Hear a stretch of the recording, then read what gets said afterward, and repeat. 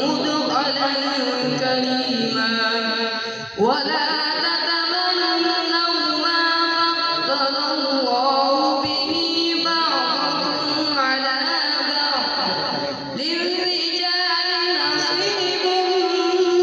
مما اكتسبوا